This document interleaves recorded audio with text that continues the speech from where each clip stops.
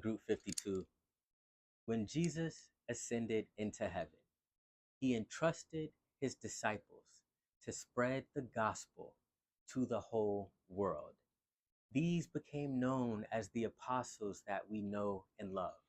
Among them, Peter, James, John, and many other familiar names. But Paul didn't grow with this group. He was actually introduced to them years later. Paul, a man full of the Holy Spirit, performing many miracles and healing, Paul wrote letters to churches full of such revelation that it still blows our minds till this day. But with all that he did, all that he accomplished, when Paul was introduced to Peter and John, they asked one thing of him. They didn't say, Paul, keep performing miracles.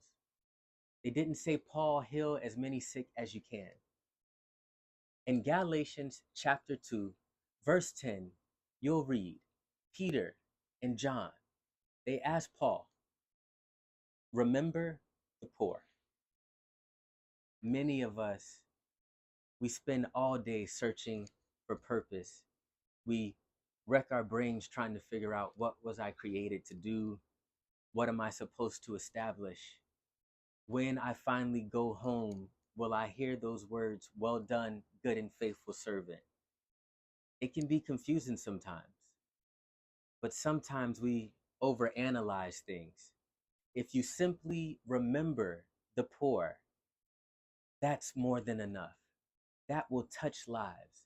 And that is the easiest, purest way to show the love of God to someone else. That word poor in the Greek, it breaks down to more than just not having money. This is anyone that is lacking basic Christian virtues, anyone living a life of lack, anyone that is powerless to change their unfortunate circumstances. So maybe you don't know the book you're supposed to write. Maybe you don't know if you're supposed to found a church or preach every Sunday. But one thing we can all do is remember the poor. God bless you, Group 52. Spread the love of Christ to everyone in need and have the best week of your life.